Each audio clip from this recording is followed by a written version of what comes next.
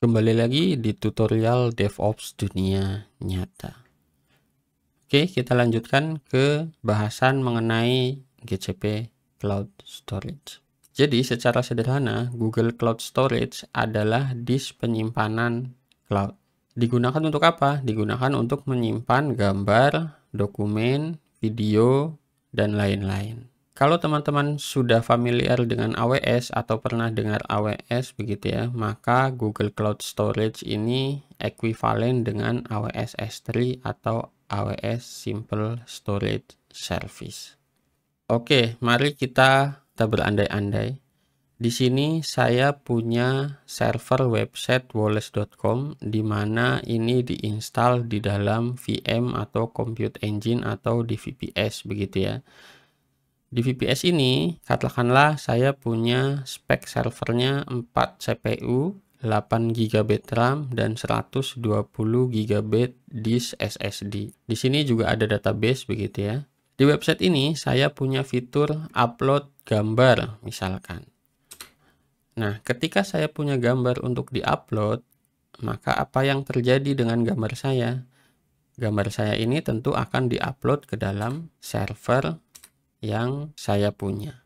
Nah, seiring berjalannya waktu, usernya juga pasti semakin banyak begitu ya, nggak cuma saya doang. Nah, apa yang terjadi ketika user ini juga melakukan aktivitas upload gambar, upload apapun itu begitu ya, video. Nah, lama-kelamaan hard disk VPS saya yang ukurannya 120 GB ini pasti akan habis. Tapi instance itu atau VPS itu pasti punya batas maksimal di mana suatu saat kita akan ada di titik maksimalnya, yaitu instance ini sudah tidak bisa di-upgrade lagi. Nah, gimana solusinya? Solusinya ya pakai Google Cloud Storage. Di infrastruktur modern saat ini, begitu ya, di mana website dan aplikasi juga semakin canggih. Website saya misalkan woles.com begitu ya, itu kita sudah modernisasi ke best practice cloud gitu ya. Di sini saya sudah mengembangkan website saya jauh lebih modern di mana server saya punya kemampuan auto scaling. Server saya juga bisa ditambah secara horizontal, jadi semakin banyak usernya, servernya juga akan semakin banyak begitu ya. Nah, untuk mengatasi permasalahan yang tadi, sebagai best practice, saya akan menggunakan Google Cloud Storage. Nah, bayangkan kalau servernya ada banyak begini, begitu ya. Saya mau upload gambar, apa yang terjadi? Saya tidak akan mengupload gambar ke server, tapi alih-alih diupload ke server, saya menggunakan Google Cloud Storage, begitu ya. Jadi usernya makin banyak, gambar yang diupload makin banyak, itu saya tidak upload ke dalam server sebenarnya, tapi saya upload ke Google Cloud Storage. Nah, berbeda dengan server biasa pada umumnya, Google Cloud Storage ini tidak memiliki batasan storage, artinya kemampuannya unlimited. Jadi, kita bayarnya bagaimana? Kita bayarnya sesuai ukuran storage yang kita pakai. Misalkan saya hanya pakai storage-nya 1 GB begitu ya, maka saya akan dikenai bayaran 1 GB saja. Nah, semakin lama gambar atau aset website saya juga pastinya akan semakin banyak begitu ya. Katakanlah sudah mencapai 50 GB. Nah, maka saya akan dikenai bayaran ya sebesar 50 GB yang saya pakai dan seterusnya. Begitu ya. Jadi tidak ada batasan di cloud storage. Nah, selanjutnya kita akan ke demo. Di demo kita akan membuat Google Cloud Storage. Kita juga akan peragakan, demokan, upload gambar ke bucket Google Cloud Storage. Kemudian setelah diupload tentu kita akan akses gambar dari Google Cloud Storage. Oke, sekarang kita sudah ada di dashboardnya Google Cloud. Yang akan kita lakukan adalah kita akan membuat bucket Google Storage. Oke, teman-teman bisa ke ini hamburger gitu ya. Kemudian di sini ada cloud storage, kemudian tinggal klik aja di sini. Nah, ini adalah halaman Google Cloud Storage. Nah, ini notif kita tutup aja gitu ya, biar nggak mengganggu.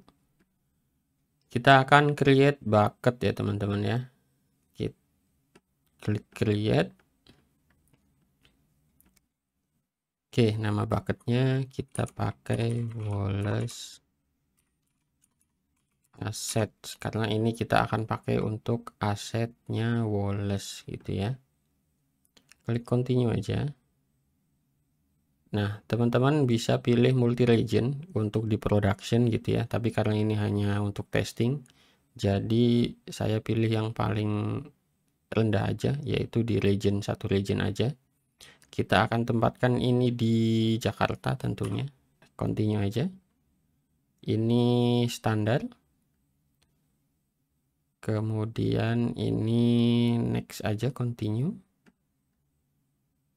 Nah, ini juga next aja. Kita tinggal create. Nah, ini ada peringatan bahwa public access tidak akan dibuka gitu ya. Jadi secara default bucket ini akan dibuat menjadi private. Setelah ini kita akan buat bucketnya menjadi public, karena ini adalah aset yang harus bisa diakses public.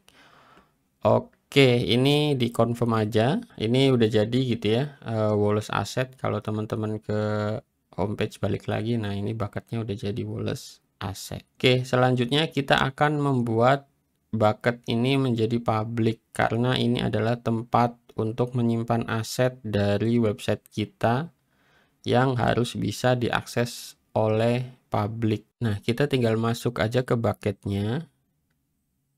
Kemudian kita ke permission. Nah, sebelum lanjut di sini ada ini prevention untuk menjadikan bucket ini public. Kita harus cabut dulu gitu ya. Oke, kita confirm. Oke, kita ke langkah selanjutnya. Berikutnya kita akan ke bucket ya, kita sudah ada di bucket. Kemudian kita permission. Kita sudah ada di permission ini ya. Kemudian kita akan grant access. Nah, di sini ada grant access ya. Kita grant access, kemudian di sini ada disuruh buat new principal, kemudian kita disuruh masukkan nilai ini all user, kita copy aja ke sini. Oke. Kemudian selanjutnya select role, kita disuruh memasukkan ini story object viewer. Oke, kita masukkan di sini. Oke, ini story object viewer. Klik save. Nah, di sini akan ada peringatan bahwa bucket ini akan di-allow menjadi public readable gitu ya, supaya bisa dibaca oleh public. Allow public access.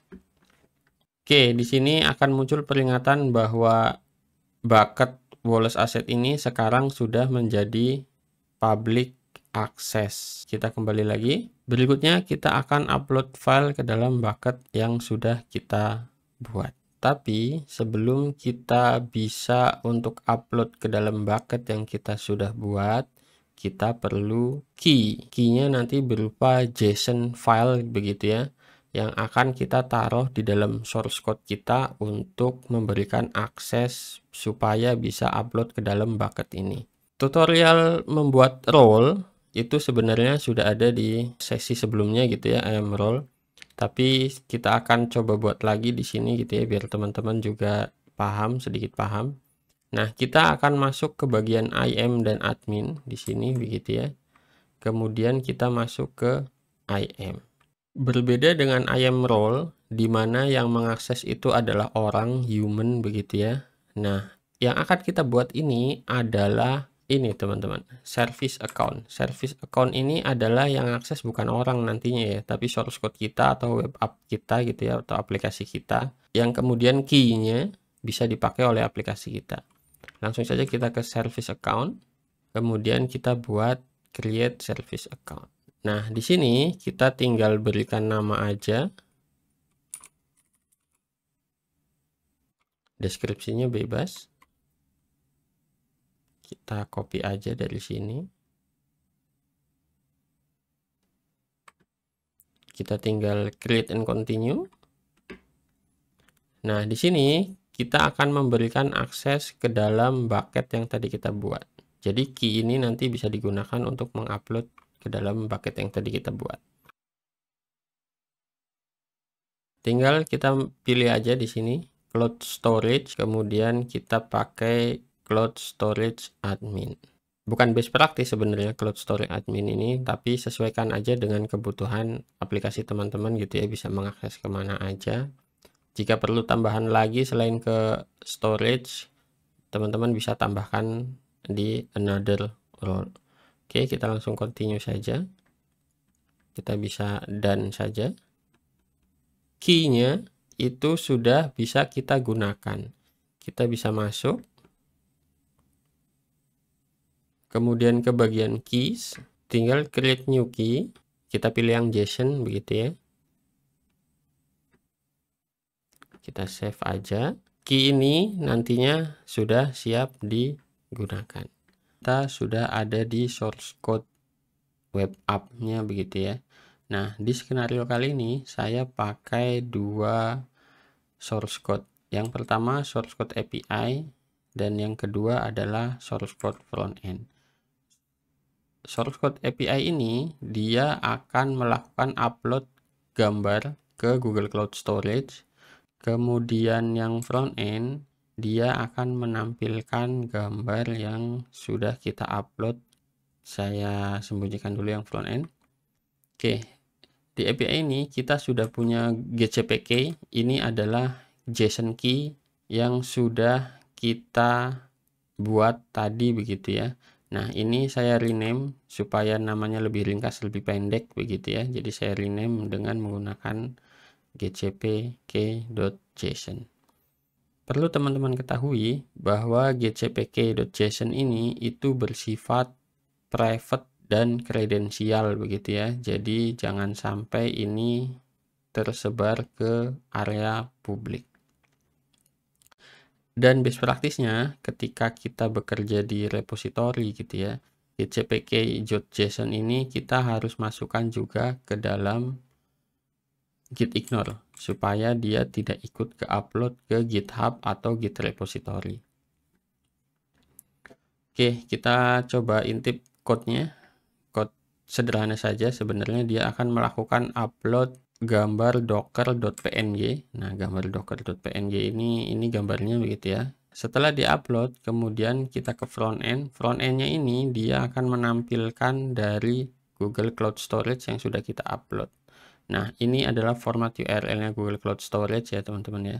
Jadi ini base URL-nya. Kemudian diikuti nama bucket-nya. Kemudian diikuti nama file yang nanti kita upload.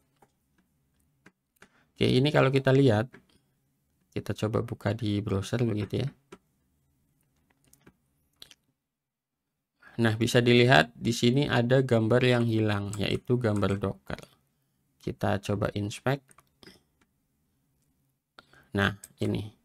Dia akan menampilkan gambar dari Google Cloud Storage sebenarnya. Cuma karena gambarnya belum ada, dia belum tampil. Oke, kita coba upload dulu ke Google Cloud Storage ya.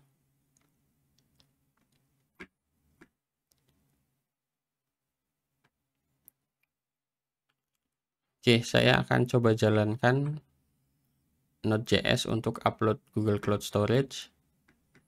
Kita lihat juga di bucketnya. Nah, saat ini masih kosong begitu ya, belum ada file apapun. Kemudian saya akan coba eksekusi.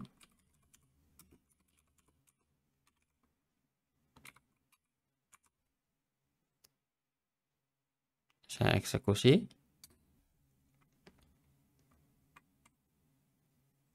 Nah, dia sudah berhasil mengupload gambar docker.png. Kita coba lihat di Google Cloud Storage-nya. Kita coba refresh begitu ya.